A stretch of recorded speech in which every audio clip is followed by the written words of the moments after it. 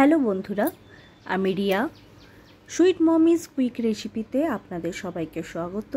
আজকে এসে গেছি আরেকটা রেসিপি নিয়ে, যেটা বাঙালির অত্যন্ত প্রিয়। এখানে আমি 1 কাপ মুগ ডাল নিয়েছি। আচ্ছা, আপনাদের সাথে একটা ভালো ট্রিক শেয়ার করতে চাই। অনেক সময় বর্ষাকালে ডালে পোকা লেগে যায়, তাই সমস্ত ডালের মধ্যে একটা তেজপাতা দিয়ে রাখবেন, কোনোদিনও পোকা লাগবে না। এবার আমি ডালটাকে ভালো করে ধুয়ে নুন হলুদ দিয়ে সামান্য জল দিয়ে প্রেসার কুকারে 2টো সিটি দিয়ে নেব। অন্যদিকে একটা কড়াইয়ে তেল গরম বসিয়ে দিয়ে তার মধ্যে মাছের মাথাগুলি ভেজে নেব। আমি আগের থেকেই মাছের মাথাগুলো ধুয়ে নুন হলুদ মাখিয়ে রেখেছিলাম। আমি এখানে কাতলা মাছের মাথা ইউজ করেছি, আপনারা চাইলে রুই মাছের মাথা দিয়েও বানাতে পারেন। দেখুন, মাছের মাথাগুলো আমি ভালো করে ভেজে নিচ্ছি। ভাজতে ভাজতে আমি টুকরো টুকরো করে ভেঙে দিয়েছি, যাতে ভেতর পর্যন্ত সমস্তটা ভাজা হয়ে যায়, যাতে মাছের কোনো রকম আঁশটানি গন্ধ না থাকে। এবার অন্য আরেকটা কড়াই বসিয়ে তাতে সর্ষের তেল দিয়ে তেল গরম হওয়া পর্যন্ত ওয়েট করব। তেল গরম হলে আমি তাতে 2 টুকরো দারচিনি, 2টো লবঙ্গ, একটা এলাচ, একটা তেজপাতা এবং একটুখানি জিরে ফোড়ন দেব।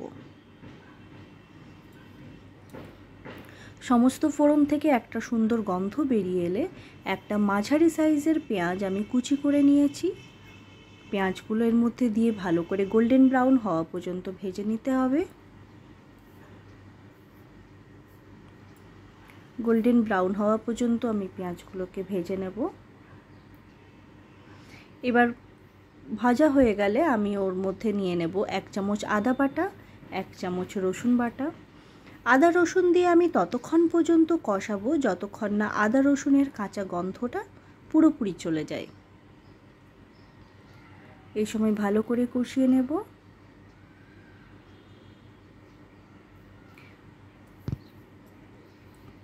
এবার এর মধ্যে অ্যাড করব একটা বড় মাপের টমেটো কুচি। টমেটো কুচিগুলো দিয়েও আমি ভালো করে মিশিয়ে ভালো করে কষাতে হবে।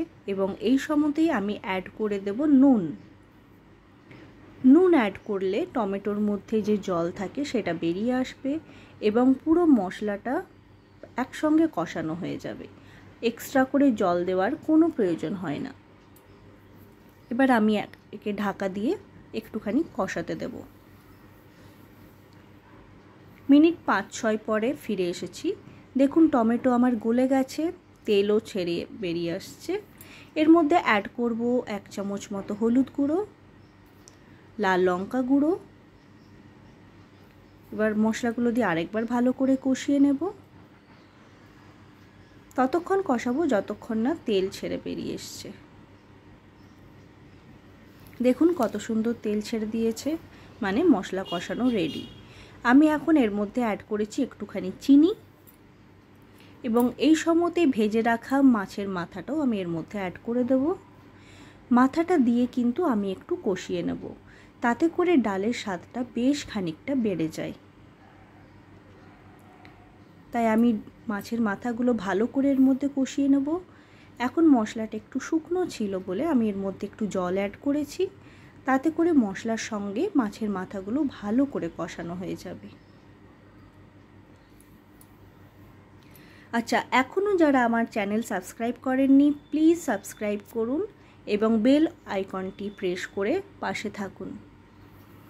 এবার এর মধ্যে মাছগুলো কষানো হয়ে গেলে আমি এর মধ্যে অ্যাড করে দিয়েছি সেদ্ধ করে রাখা মুগ ডাল। প্রেসার ধুয়ে সেই জলটাও আমি এর মধ্যে অ্যাড করেছি। আপনাদের যতটা পরিমাণ জলের প্রয়োজন আপনারা ততটা ইউজ করতে পারেন।